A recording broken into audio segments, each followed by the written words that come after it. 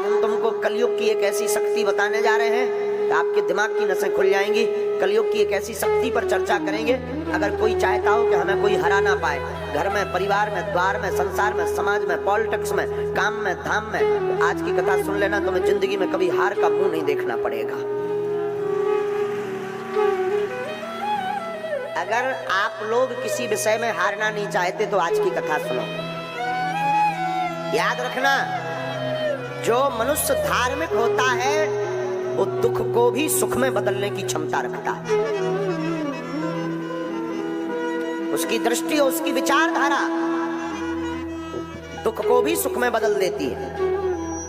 बिना धर्म का व्यक्ति, कथा में याद रखना, बिना धार्मिक व्यक्ति, बिना धर्म का व्यक्ति ठीक वैसे ही होता है जैसे बिना लगाम का घोड़ा होता है। जिस प्रकार घोड़ा परम स्वतंत्र होता है, वैसे ही बिना धर्म का व्यक्ति भी बिना लगाम का होता है। और लगाम धर्म की जरूर होनी चाहिए। धर्म का मतलब ये नहीं है कि आप कथा में बैठ गए, आप शंकर जी को मान रहे हैं, आप हनुमान जी के भक्त हैं तो आप धर्मात्मा हो गए। धर्म का मतलब ये है कि आपके सामने कोई भी सनातनीय हिंदू अपना धर्म का परिवर्तन ना करवा पाए। आपके सामने आपके धर्म की अवहेलना ना हो। धर्म का मतलब ये है। पर याद रखना, दो धर्मों का कभी झगड़ा नहीं हुआ है, कभी नहीं हुआ है। धर्म तो एक ही है, सनातन वैदिक धर्म, बाकी पंथ है। याद रखना मेरे पागलों, दो धर्म का कभी झगड़ा नहीं हुआ। झगड़ा हमेशा धर्म और अधर्म का होता है, दो धर्मों का हो ही नहीं सकता। लाइट में केवल करंट में अर्थिंग और अर्थिंग दो वायर लगा दिए जाए बल्ब में, तो क्या बल्ब जलेगा? जवाब दीजिए, बोलिए, क्या करना पड़ेगा? अर्थ के साथ फेस देना पड़ेगा। हाँ जी अन्ना जी, न्यूट्रल के साथ में हाँ जी अन्ना जी, तभी जलेगा ना। वैसे ही दो धर्म की कभी लड़ाई नहीं होती, लड़ाई हमेशा धर्म और अधर्म की होती है। तो आज हम आपको जो सूत्र देने वाले हैं, तुम अपने कर्म से मत भटको। दुनिया आपके ऊपर क्या कर रही, आपसे क्या कह रही, मत घबराओ। एक महात्मा नदी में स्नान कर रहे थे। स्नान करते करते वो देखते हैं कि एक बिच्छू बहता हुआ चला जा रहा। महात्मा को लगा कि हमें बचाना चाहिए वरना ये मर जाएगा। महात्मा ने अपना हाथ लगाया, बहते हुए बिच्छू को हाथ पर रखा और फेंकने की तैयारी की तो उसने डंक मार दिया, काट दिया। महात्मा के हाथ से बिच्छू गिर गया। महात्मा ने हाथ फटकारा, फिर वो बिच्छू भागने लगा, बहने लगा। महात्मा ने फिर हाथ लगाया और हाथ पर रखा, वो बिच्छू ने फिर काट दिया, वो फिर गिर गया।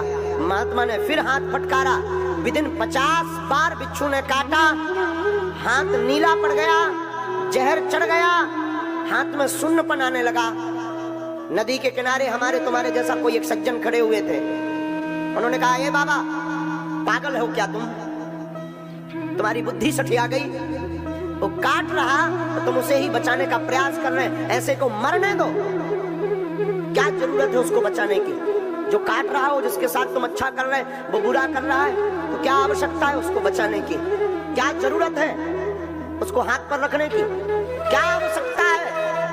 महात्मा ने मुस्कुरा कर कहा कि श्रीमान, बात तो तुमने बहुत अच्छी बोली पर यह सोच बहुत छोटी है। श्रीमान याद रखो, जब वो बिच्छू अपनी प्रवृत्ति नहीं छोड़ सकता, बिच्छू जब काटना नहीं छोड़ सकता, तो साधु बचाना कैसे छोड़ देवे?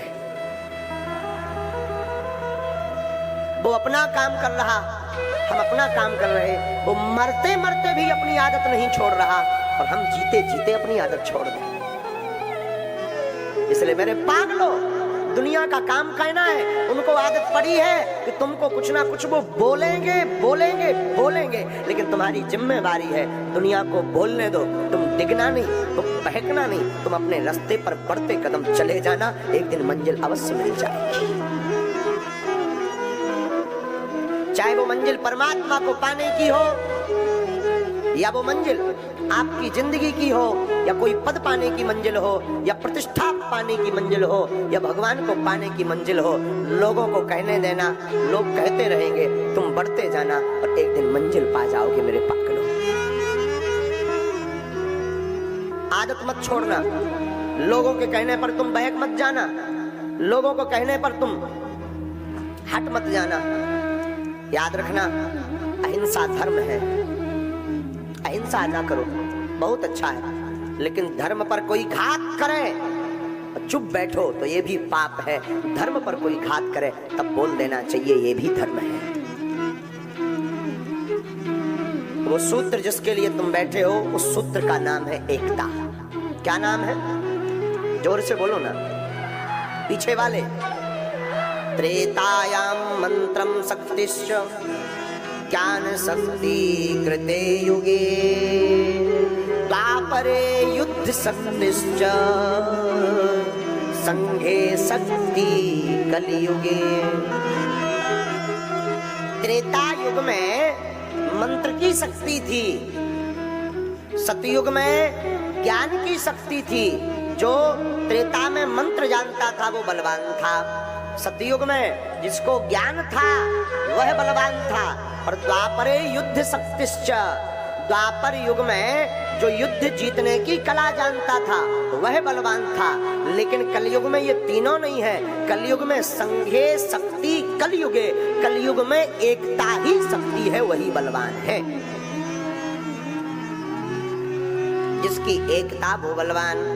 इसलिए साधुओं, एकता चाहे घर की हो, परिवार की हो, भाई भाई की एकता हो, या फिर समाज की एकता हो, अथवा हिंदुओं की एकता हो, जो एकता पर बल देता है उससे पूरी दुनिया हार जाती है।